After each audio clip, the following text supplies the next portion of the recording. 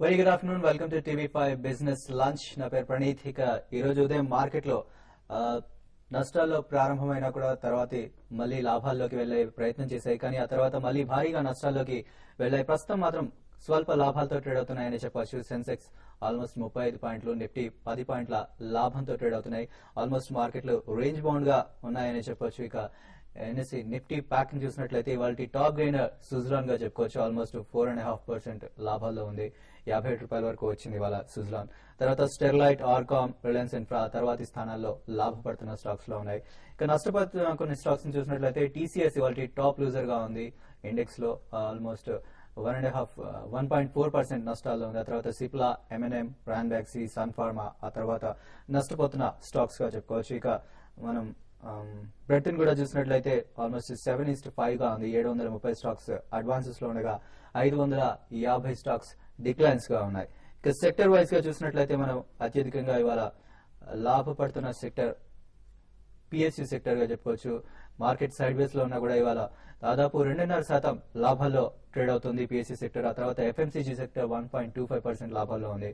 IT sector, bankings మాత్రం ఇవాళ నష్టాలతో ట్రేడ్ అవుతున్నాయి. ఇక ఇవాటి మార్కెట్ల గురించి విశ్లేషించడానికి అనలిస్ట్ లో బాలసుబ్రహ్మణ్యం గారు, సుందరరాజా గారు ప్రస్తుతం స్టూడియోలో ఉన్నారు. వెరీ గుడ్ ఆఫ్టర్నూన్ అండి. సుందర్ గారు, ఫస్ట్ మీరు చెప్పండి.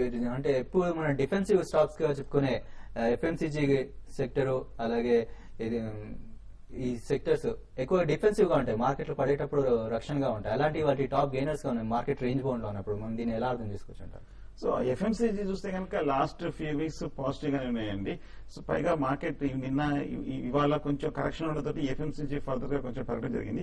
సో నా ఉద్దేశంలో ఆల్రెడీ అప్ ట్రెండ్ లో ఉన్నవి కొంచెం కంటిన్యూ అవుతున్నాయి, కానీ పెద్ద మేజర్ ట్రెండ్ ఏమి నాకు రివర్సల్ ఏం కనిపించట్లేదు. సో ఇక మార్కెట్ విషయానికి వస్తే కనుక 5210 పొద్దున్న చెప్పుకున్న రెసిస్టెన్స్ దగ్గర కొంచెం రెండోసారి ప్రయత్నిస్తుంది.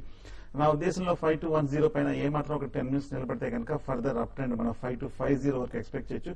సో 5210 పైన నిలబడితే కనుక బై పొజిషన్ తీసుకుని ఒక 20 పాయింట్స్ కింద స్టాప్ లాస్ పెట్టుకోవచ్చు. ఎప్పుడైతే ఇవాళ రిలయన్స్ ఇండస్ట్రీస్ దగ్గర నుంచి అడ్వాన్స్ ట్యాక్స్ నంబర్స్ పాజిటివ్ గా వచ్చాయి, మిగతా కంపెనీస్ దగ్గర నుంచి కూడా పాజిటివ్ గా రావడంతో మార్కెట్ కొంచెం పాజిటివ్ గా చూస్తుంది. అలాగే యూరోపియన్ మార్కెట్ చూస్తే కనుక -1% ఫ్యూచర్స్ లో చూపించి మళ్ళీ 12:30కి ఎప్పుడైతే కనుక అంత ఫ్యూచర్స్ పడినంతగా పడకుండా కొంచెం రికవర్ అయ్యాయో దాంతో మన మార్కెట్ కూడా షార్ట్ కవరింగ్ తోటి కొంచెం వాల్యూ బయింగ్ తోటి పెరగడం జరిగింది. సో మార్కెట్ పాజిటివ్ గా ఉంది. 5210 పైన నిలబడితే ఫర్దర్ అప్ ట్రెండ్ మనం ఎక్స్పెక్ట్ చేయొచ్చు. ఓకే బాలు గారు, నిన్న మొన్న మార్కెట్ చూస్తే ఈ మధ్య కాలంలో బాగా పెరిగాయి. ఇవాళ దీన్ని నష్టాల్లో ఉండడానికి కన్సాలిడేషన్ అనుకోవచ్చు అంటారా? ఉదయం వరకు నష్టాల్లో ఉన్నాం. డెఫినెట్లీ కన్సాలిడేషన్ అండి, బట్ సెక్టోరల్ చైనింగ్ కూడా బాగా హైగా జరుగుతుంది. ఈ రోజు చూసుకుంటే MNC companies, especially multinational companies pharmaceutical pack అంతా it's actually literally on fire. అన్ని కూడా 5 to 6% లాభాలతో ఆస్ట్రాజెనెకా, ఫుల్ ఫోర్డ్, గ్లాక్సో, ఫైజర్, అబాట్ ల్యాబ్స్ ఇవన్నీ కూడా చాలా స్ట్రాంగ్ గా ఉన్నాయండి. దీనికి at least last couple of weeks back ఆ సెబీ గైడ్ లైన్స్ కూడా దోహదపడతాయి. 75%, 25% మినిమం పబ్లిక్ హోల్డింగ్ కూడా ఇవ్వాలంటే బీఓసీ అనే కంపెనీ వాళ్ళు ఈ రోజు వాళ్ళు బీఎస్సీకి ఇన్ఫార్మ్ చేయడం జరిగింది. వాళ్ళు కంప్లీట్ డీలిస్టింగ్ అనేది అది 20% సర్క్యూటల్ లాక్ ఇన్ అనేది. సో దీని repercussions definitely we're seeing on some of the MNC company like alpha level, especially MNC pharmaceutical. MNC as it is pharmaceutical companies డిఫెన్సివే, బట్ ఇది కూడా ఒక న్యూస్ డ్రివెన్ అని చెప్పి కూడా ఈ కౌంటర్స్ లో డెఫినెట్లీ చాలా స్ట్రాంగ్ బయింగ్ అనేది కనిపిస్తుంది. సో ఓవరాల్ గా చూసుకుంటే మాత్రం మనకి డెఫినెట్లీ సెక్టోరల్ చైనింగ్ అనేది కనిపిస్తుంది. కొద్దిగా బ్యాంకింగ్ అనేది స్వల్పంగా ప్రాఫిట్ బుకింగ్ ఉన్నాయి, బట్ లూపిన్ ఇట్లాంటి కౌంటర్స్ కూడా చాలా స్ట్రాంగ్ ఉన్నాయి. 52 వీక్స్ హైలో ఉన్నాయి. సో ఇదొకటి మనం గమనించాలి జాగ్రత్తగా.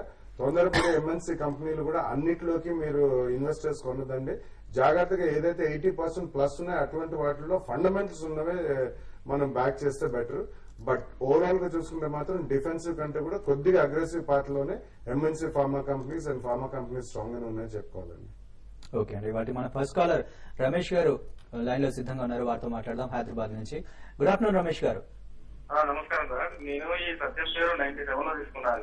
దాదాపు ఒక 5-6 మంత్స్ అవుతుంది. మరి ఈ సెప్టెంబర్ లో మళ్ళీ పోస్ట్ పోన్ చేశారు రిజల్ట్స్. దీని వల్ల మనకి లాభమా నష్టమా, లేకుంటే వేరే స్టాక్ ఏమైనా మంచి సజెషన్ చేస్తారా? మనం 6,700 స్టాక్స్ ఉన్నాయి సార్ నా దగ్గర. 97 రూపీస్ లో తీసుకున్నాను. బట్ డైరెక్షన్ మంచి ఏంటి సార్? ఏదైనా మంచి సజెషన్ అయినా స్క్రిప్ట్ చెప్పండి.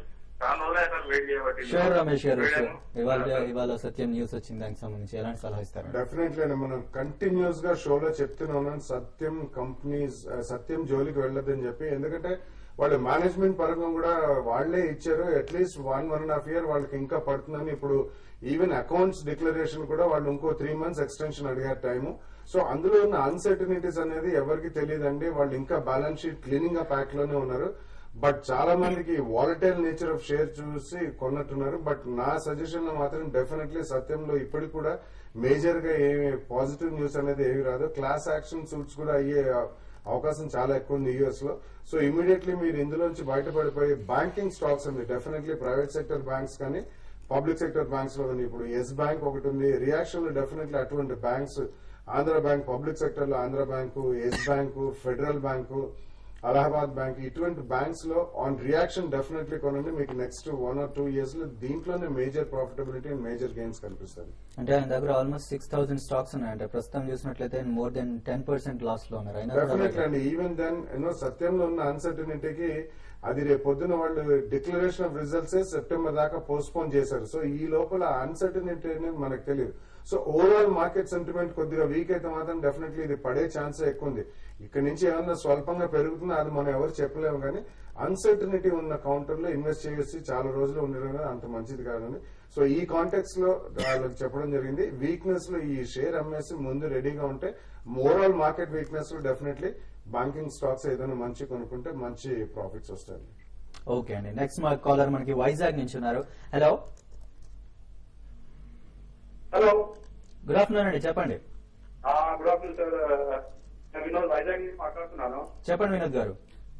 నేను లాంగ్ టర్మ్ అంటే 10 to 12 years వరకు ఇన్వెస్ట్ చేయాలనుకుంటున్నాను. Okay, I think better. అంటే మీరు what you suggest me to way to invest? అంటే మీరు స్టాక్స్ లో ఇన్వెస్ట్ చేయాలనుకుంటున్నారా, మ్యూచువల్ ఫండ్స్ ఎలా? స్టాక్స్ లో ఇన్వెస్ట్. ఓకే, ఇందాక మీరు సుజ్లాన్ ఉన్నారా? చేయాలి. సుజ్లాన్ లాంటి హై బీటా స్టాక్స్ లో లాంగ్ టర్మ్ కోసం బాలుగారు మీరు ఏం సలహా? Definitely I would say no అండి. సుజలాన్ లాంటి స్టాక్స్, హై బీటా స్టాక్స్, ఇప్పుడు ఉదాహరణకి సుజలాన్, యూనిటెక్, డిఎల్ఎఫ్, పుంజ్లాడ్ ఇటువంటివన్నీ బేసికలీ లాంగ్ టర్మ్ ఇన్వెస్టర్స్ కి పనికిరావండి కరెంట్లీ. ఎందుకంటే ఈ అన్ని కంపెనీస్ లో కూడా first of all debt burden చాలా ఎక్కువ ఉంది. ఎగ్జిక్యూషన్ కేపబిలిటీస్ మీద పెద్ద క్వశ్చన్ మార్క్ ఉంది. ఆర్డర్స్ ఇన్ఫ్లో కూడా చాలా తగ్గింది. సో ఇటువంటి కాంటెక్స్ లో uncertainties and cleaning up balance sheet act లో వీళ్ళు లిక్విడేట్ చేస్తున్నారు. Further liquidation, further dilution of equity జరిగే ఛాన్సెస్ చాలా హై ఉందండి. సో దీనికంటే మీరు 10 to 12 years ఇన్వెస్ట్మెంట్ అంటున్నారు కాబట్టి డెఫినెట్లీ మీరు బ్యాంక్స్ ఒకటి, pharmaceutical companies, FMCGs, auto ancillary, even on dips, front line counters like L and T infrastructure లో ఎల్ఎన్టీ కానివ్వండి, రిలయన్స్ ఇండస్ట్రీస్, డిప్స్ లో ఇటువంటి stocks, capital goods and infrastructure, banking, pharmaceuticals, ఇటువంటి స్టాక్స్ లో ఫ్రంట్ లైన్ స్టాక్స్ మీకు 10-12 years అంటే it's a very good period అండి. On every decline you invest. And ఉన్న డబ్బులు అంతా ఒకటేసారి ఇన్వెస్ట్ చేయకండి. ఎప్పుడు కూడా స్టాగర్డ్ ఇన్వెస్ట్మెంట్స్ చేయాలండి. At least 1/3 of the money you always commit. Maximum 3 price points లో కొనడానికి మీరు ఎప్పుడు కూడా రెడీ అవ్వాలి. అంత రాకపోవచ్చు. సో 2 price points లోనే కొనండి. ఉన్న డబ్బు అంతా ఒకసారి పెట్టుకునద్దు. సో ఇటువంటి ఫ్రంట్ లైన్ స్టాక్స్ కి wait for the sentiment to be weak and invest. Okay, మన నెక్స్ట్ కాలర్ అనంతపురం నుంచి ప్రభావతి గారు ఉన్నారు. హలో,